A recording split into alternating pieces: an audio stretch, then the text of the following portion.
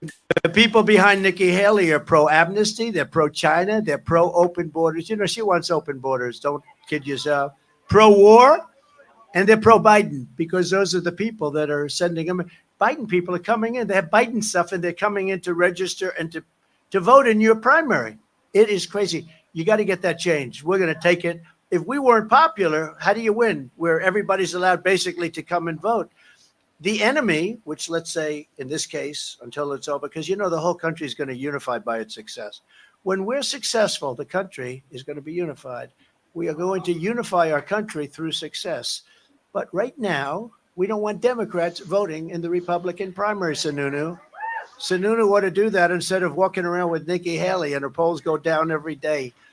The radical left Democrats are supporting Nikki Haley because they know she's much easier to beat than Trump. And you know what? If she weren't, they wouldn't be doing it. But you know, they're great disinformation people. Misinformation, disinformation. You know, they're almost the same, but not quite. But let's not go into definitions right now. They're very close, actually. A lot of people still don't understand it, but I give them credit for both. But they are literally what they're doing is they will say we want to run against Trump so bad. In the meantime, they're sending all their people to vote for Nikki Haley. The reason they do that is they want to run against Nikki Haley. Usually, when they say something, it's the opposite. The people be I agree with him on the You opposite stuff. don't say. and Oh, and okay. and it happens all the time where they support their opponents, but it's the ones that they think they can beat or whatever. But they did the same thing for Trump when he ran the first time. That's part of the reason why he had such a push at the beginning is because they felt like he didn't really have a shot. So they were Uh giving him huh. airtime and they were supporting him in different kinds of ways and putting him up there thinking that that would help them win if he was the one Well, who actually got the nomination. the media was making so much money off of his presence that they had a constant story. It was they didn't have to make up nothing. Like it was always something going on. With the Trump campaign, his rallies, and all these different things. So they let him go way further than what they expected him to because, like I said, it was a money grab. Just like I mean, YouTubers and all this, that, and the other, like they feed off of it. It's like this whole Cat Williams thing. It's kind of in the same vein, except that Donald Trump is international. Like he's, said this goes from, you know, from our East Coast all the way around the globe back to our West Coast in minutes. You know what I'm saying? So, Yeah, uh, and people still benefit from Trump just talking. People get clicks yeah. and views. I think it was the perfect whirlwind because it was the media on one hand, and then you had the political establishment who were hmm pushing Trump because they felt like he wasn't a viable It, choice. And he listen, if they I'm gonna tell figured. you, go ahead. I'm sorry. I was gonna say they figured the American people were not gonna choose him. They that he wasn't a good choice. So then Uh they huh. put him behind him. So but now you got Trump here complaining about them doing the same thing against him. Like it's a lot going on here. And then with them attacking Nikki Haley and like we were saying in the text message, I think that Nikki Haley's a very good possibility for No. VP for him. And No. even though on the stage right here, he's all attacking Nikki Haley or whatever, saying that she's for open borders and whatever, and then we're gonna look up and then she's gonna be his VP. Well, that's the whole thing about that because I mean that was the same kind of thing they was doing with Vivek. Is that he was the guy that he was the one to push, because I mean, honestly, he might be too strong of a person to be the VP of Trump, which I think that would actually be the best person.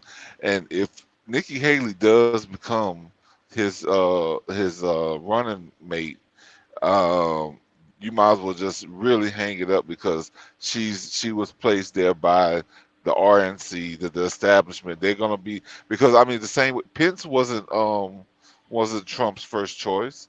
That was he had to in order for them to give him the to allow him to front run was to take their guy. and that was Pence at the time. And that's kind of what we might be looking at this time is, because Nikki Haley is definitely their stooge, like somebody who's going to go in there and run plays and do things that that they want, because like Trump is not truly a globalist. If he was a globalist, it would be no problem. He would be a total shoe-in. But because he does have some domestic, leans more on the domestic protection than everybody around the world type of thing, or trying to he doesn't care about running the whole world now. I mean, we do have proof that he cares about Israel, but I think he has a stronger stance on domestic than he does internationally. That's why he's somewhat of a problem to him. Because our resources, instead of being spread around the world to different people, they would mostly go back to us here in America. And Well, I think Vivek Ramaswamy is running for VP, and like he dropped out and immediately endorsed Trump, and steadily, he's well, I mean, he's the better candidate of anybody that's there. I mean, on the Republican side. I mean, it's really like it's well, anybody the people that don't has feel that way political sense. because his polling is terrible. And that's the reason why he dropped out.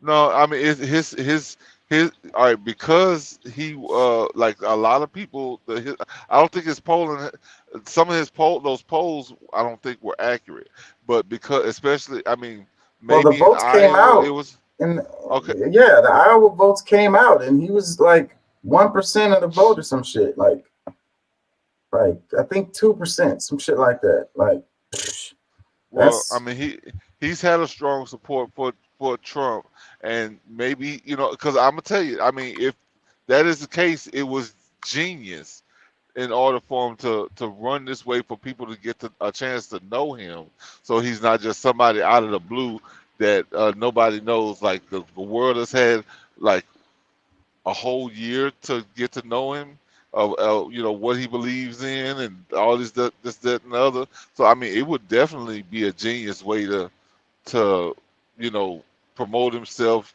to the public so that he can be VP. And I mean, shit, if that's the case, if Trump does win, that means he is the VP, he would have the opportunity to be there for 3 terms. well, it cost him millions of dollars for his PR campaign.